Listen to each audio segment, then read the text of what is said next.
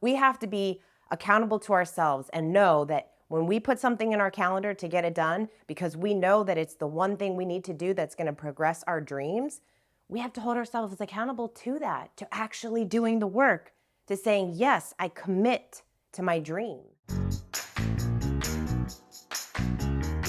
This is Lead with Culture. I'm Kate Volman, and I get to talk to a lot of really incredible leaders, and everyone is on their own path and their own journey. And so this is an episode that is for you, to inspire you to be bold and be courageous, to do the work that you know that you need to do as you're growing your business, your team, and yourself. So I hope that you find this episode helpful. Is fear holding you back from pursuing your dreams? Maybe you're not writing your book, asking for a raise, starting your podcast, speaking up in meetings, taking a dance class, or reaching out to a mentor because you're fearful of what others might think of you or that your ideas might not work. Holding ourselves back from pursuing our dreams stops us from living our creative life and becoming the best version of ourselves. So in this video, I'm sharing the brave formula to start fearing less and start taking action on your dreams. Okay, the BRAVE formula, B-R-A-V-E, brave. And the B stands for believe in your dreams.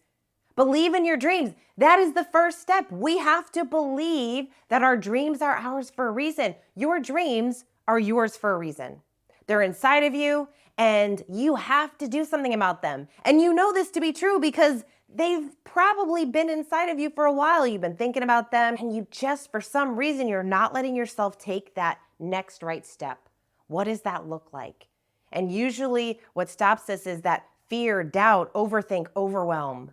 So when we actually believe that our dreams are meant for us, then it's easier to take that next step, to take action on them. Take ownership of your dreams, even those dreams that seem so far out of reach. When we believe they are possible, then we take the next step.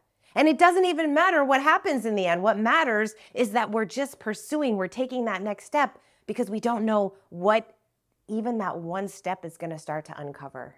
The next step is R, remember your why. There's a reason why Simon Sinek's TED Talk about your why is one of the most watched TED Talks because people resonate with that. Why are you doing the work that you do every day?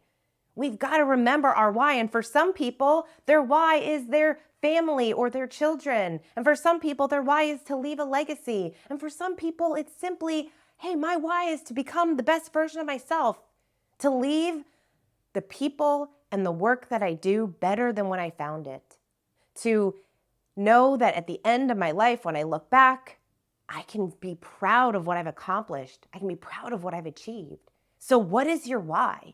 And then remember what that why is continuously, because only when we have a strong focus on our why are we then able to do the things that we're a little bit scared to do, because we have a bigger vision, a bigger purpose. So we can start to fear a little less and start to take those next steps to generating and creating that dream that we have for our life. The next step is A, accountability. Yes, this is an important one because we can dream all day long. We can write down all the things that we're going to do. But if we don't hold ourselves accountable to actually doing the work, it's for nothing. Nothing's going to come out of it. So we've got to hold ourselves accountable. This is why so many people invest in coaches, because a coach is there to make sure you're doing the work, to make sure that, hey, you said you were going to do this, and when we meet again, did you actually do the thing? Did you actually do the work? So what does accountability look like for you? If you have been talking about a dream for years and years and you just can't seem to get the discipline to hold yourself accountable, then maybe it's time to hire a coach, or at least to get an accountability partner, someone in your life who is also dreaming and working towards those dreams, that you can say, hey, let's work together and hold each other accountable to do the work. Because one thing we are really good at is helping everyone else around us, holding other people accountable. Sure, we can do that.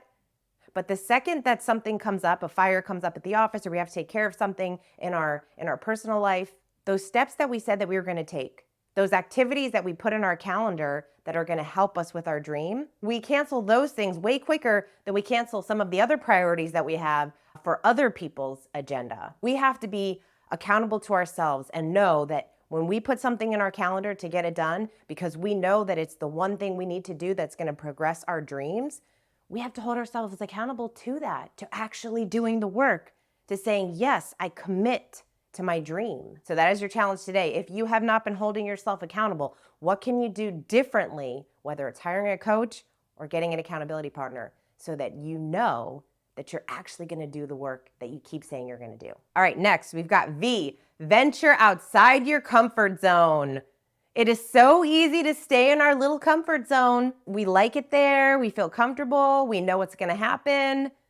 But when we step out of our comfort zone, when we say yes to an adventure, when we say yes to something that we would be really excited to do, but maybe we're a little scared.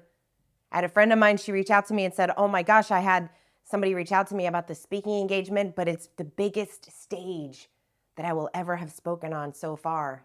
I don't know if I'm ready. I said, then you say yes. Then you say yes, because she is ready. She is prepared. She's been putting in the work, but it's a little uncomfortable. Those are uncomfortable places for us to play. And it might be uncomfortable for you if you have a dream of starting your podcast, but it's a little uncomfortable because now you're sharing your message, you're sharing your work with the world. That is what we must do. Step outside of our comfort zone. Know that it's going to feel a little uncomfortable. Know that it's not a lack of fear. It's just fearing a little bit less and saying yes, pushing the record button, sharing a message, putting it on video, getting it out on YouTube. Writing your book, going in and having that uncomfortable conversation with the leader in your organization because things might not be going well at work. Whatever that is, you have the power to do all of those things, but we've got to step out of our comfort zone. And finally, the E, engage in your creativity. Engage in your creativity. This is personal and professional. We are all creative. We are all artists. Every single one of us. You are creative. Not everyone believes that they are creative, but we are all creative. It shows up in how you work and how you communicate, how you parent, how you build relationships. We need to tap into that creativity on the side of our creative pursuits, those activities that bring so much joy to our life, whether it's singing, dancing, podcasting, gardening, cooking, jujitsu, whatever really makes your heart sing. We've got to make sure that we're making time for those things, engage in those activities. And when we do that, we start to see that creativity will grow and grow in the other areas of our life. So in our business life, if we're running a business, if we lead a team, if we're part of a team, we get to then bring that creativity into work to become our best selves overall. And so engage in your creativity. What are you curious about? What fascinates you? Go and dig into those topics and have those interesting conversations with people that are doing really remarkable work in the world that you really aspire to be or that you really appreciate. So that is the brave formula to start fearing less and start taking more action on your dreams so that you can live your creative life and become the best version of yourself. Which piece of the brave formula resonated with you most? Which is the one piece that you know you're like, yep, that's mine. I have to focus on that over the next 6-12 months to kind of break out of fear and start to pursue my dreams in a more powerful way. I hope you found value in this episode. And wherever you are in your life, if you're thinking, hey, I need a little push in my leadership journey, we would love to talk to you about coaching. You can go to floydcoaching.com and someone on our incredible team will reach out and you can have a chat and see if it's the right decision for you. Thank you again for listening. Until next time, lead with culture.